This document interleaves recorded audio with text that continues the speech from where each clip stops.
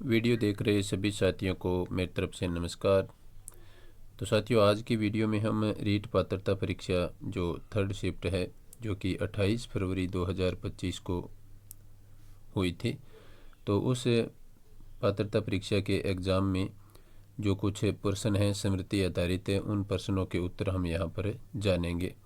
क्योंकि विद्यार्थियों को है वो इस बार पेपर नहीं दिया गया था, पेपर वापस जमा कर लिया गया है।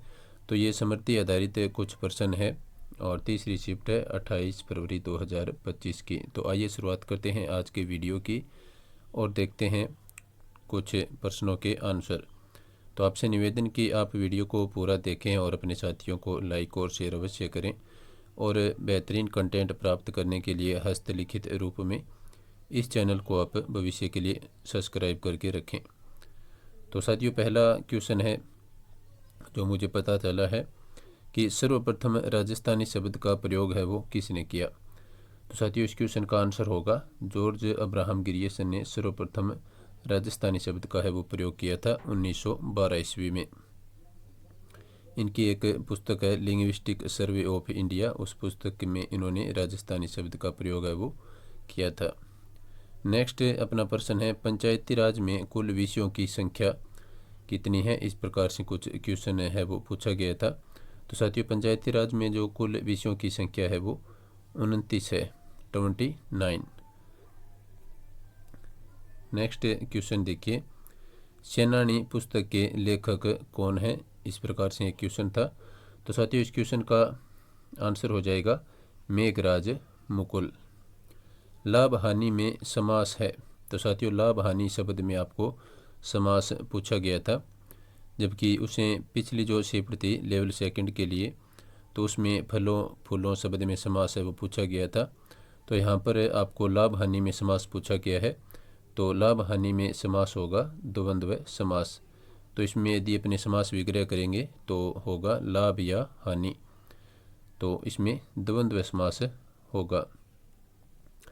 नेक्स्ट है आदमी शब्द है।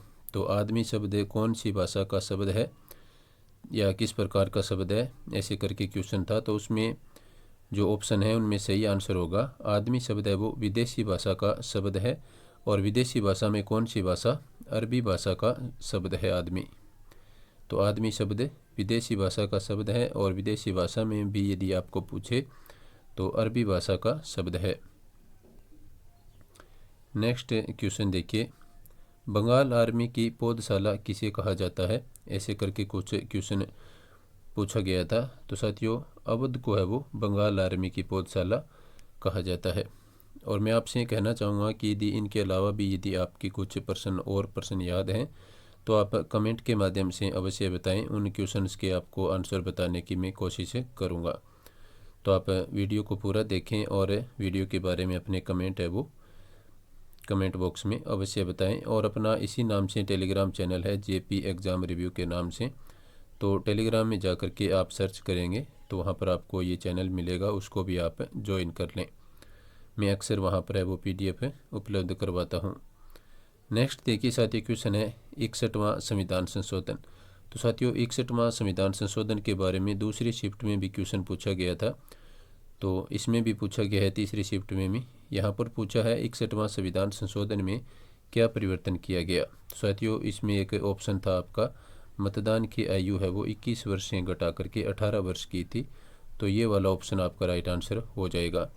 जबकि सेकंड शिफ्ट में जो पूछा था तो उसमें जो ये आंसर है ये प्रश्न के रूप में था।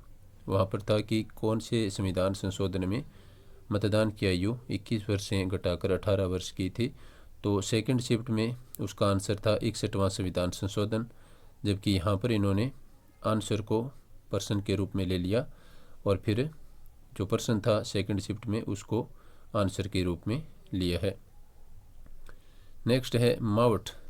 मावठ किस ऋतु से संबंधित है। तो साथियों, ये काफ़ी आसान क्वेश्चन था और पुराने पेपरों में ये क्वेश्चन काफ़ी बार रिपीट हो चुका है।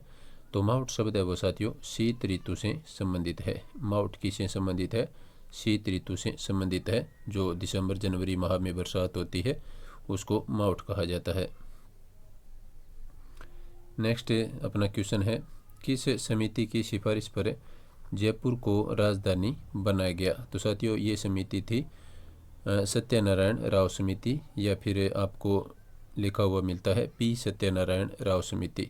तो इस समिति की सिफारिश पर है वो जयपुर को राजस्थान की राजधानी बनाया गया। एक और क्वेश्चन है अगला अपना, राजस्थानी भाषा से संबंधित बोली। तो साथियों यहाँ पर आपको कुछ ऑप्शन दिए गए थे, तो उनमें राजस्थानी भाषा से संबंधित बोली के रूप में हाड़ौती शब्द है वो आपका लिखा हुआ था। तो ये आपका राइट आंसर हो जाएगा। नेक्स्ट है शिकार नृत्य। शिकार नृत्य किस जनजाति का है? तो साथियों शिकार नृत्य है वो सहरिया जनजाति से संबंधित है। ये कई बार आपको जैसे यहाँ पर शिकार लिखा हुआ मिला है, कई बार ये शिकारी भी लिखा हुआ आता है। तो शिकार या शिकारी नृत्य यदि आपसे पूछे तो भविष्य में आप ध्यान रखें, ये सहरिया जनजाति का नृत्य है। नेक्स्ट क्वेश्चन है गांधी इरविन समझौते का वर्ष कौन सा है? इस प्रकार करके कुछ क्वेश्चन था ये आपका। तो साथियों ये क्वेश्चन भी काफ़ी बार पुराने पेपरों में रिपीट हो चुका है और एक बार फिर से आपको देखने को मिला रीट पात्रता परीक्षा में। तो साथियों गांधी इरविन समझौते का वर्ष था 1931 और 1931 में ये समझौता हुआ था 5 मार्च 1931 को। अगला अपना क्वेश्चन है प्रधानमंत्री कौशल विकास योजना किस वर्ष लागू हुई? तो साथियों ये योजना लागू हुई थी 2015 में। चलते हैं नेक्स्ट क्वेश्चन की तरफ। उससे पहले आपसे एक बार फिर से छोटा सा निवेदन कि आप वीडियो को लाइक और शेयर अवश्य करें अपने साथियों को, और बेहतरीन हस्तलिखित कंटेंट प्राप्त करने के लिए इस चैनल को आप सब्सक्राइब कर लें। इस चैनल पर आपको पुराने पेपर्स में पूछे हुए हिंदी व्याकरण के क्वेश्चन की अपनी सीरीज शुरू कर रखी है, उसके वीडियो आपको फिर से मिलने वाले हैं।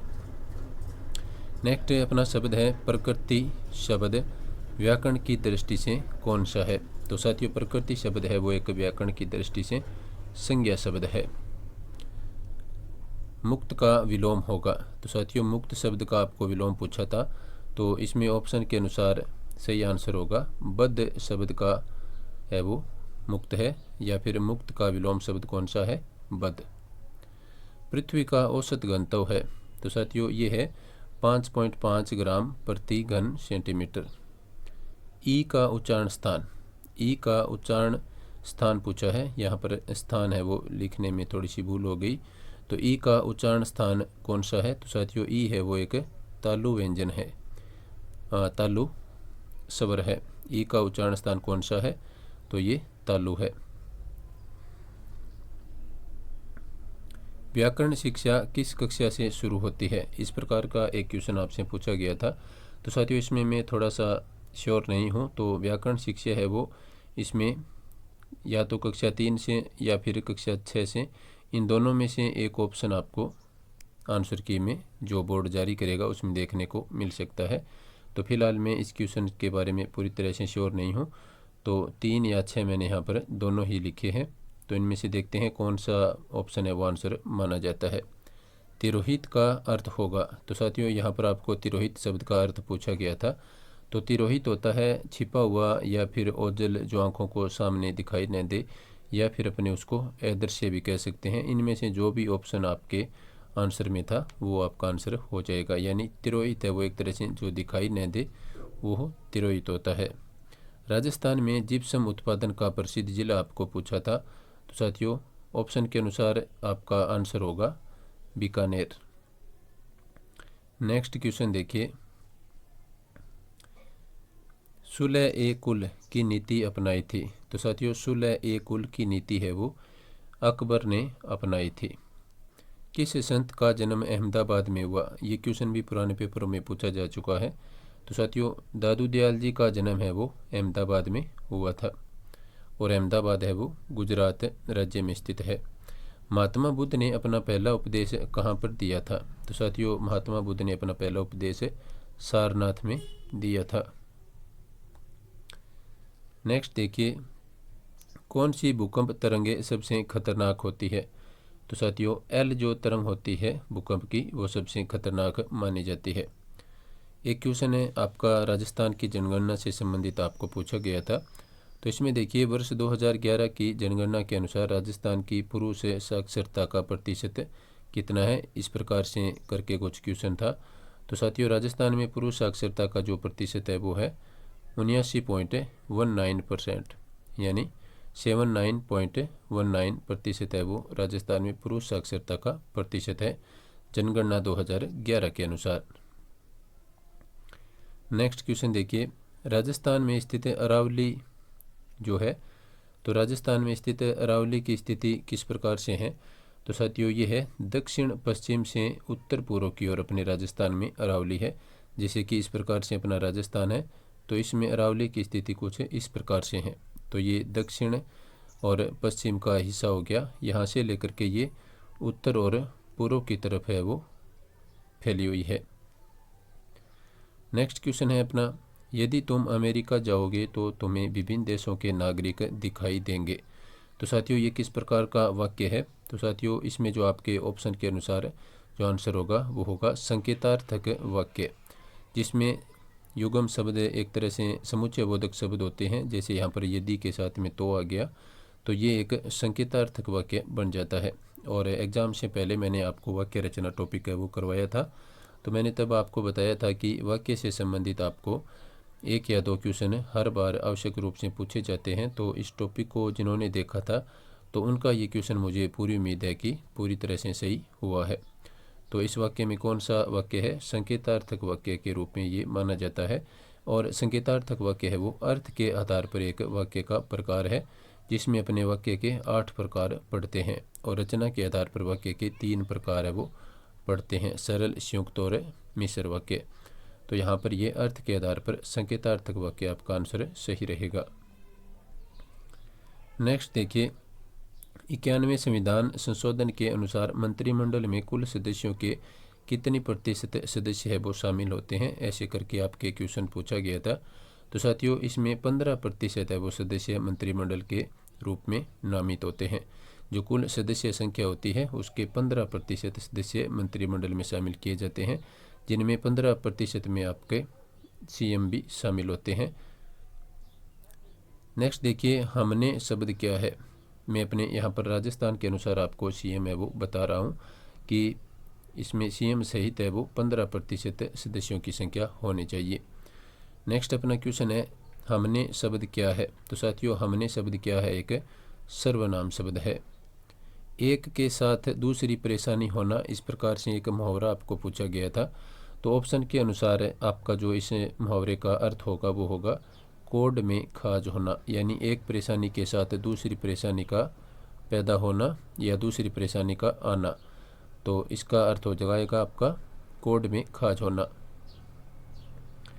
नेक्स्ट देखिए, संस्कृति शब्द का सही संधि विच्छेद होगा। तो साथियों ये व्यंजन संधि का उदाहरण है और इसका सही संधि विच्छेद होगा समधन कृति। तो ये व्यंजन संधि का उदाहरण है। तो संस्कृति का जो सही संधि विच्छेद होगा वो होगा समधन कृति। एक और क्वेश्चन देखिए, कौन से क्षेत्र में शुष्क कृषि होती है? तो साथियों आपको ऑप्शन दिए गए थे वार्षिक वर्षा के अनुसार। तो इसमें आपका जो एक ऑप्शन था 75 सेमी से कम वार्षिक वर्षा क्षेत्र में कौन सी कृषि होती है? तो वहाँ पर शुष्क कृषि होती है। इसमें आपका जो 75 सेमी से कम वार्षिक वर्षा वाला क्षेत्र होता है वहाँ के लिए शुष्क कृषि उपयुक्त होती है। तो ये थे कुछ क्वेश्चन। इसके अलावा यदि आपको 28 तारीख के पेपर में कुछ क्वेश्चन अभी और याद हैं इनके अलावा, तो वो आप कमेंट में अवश्य पिन करें और उनके आंसर भी आपको बताए जाएंगे। तो वीडियो देखने के लिए सभी साथियों का धन्यवाद। नमस्कार।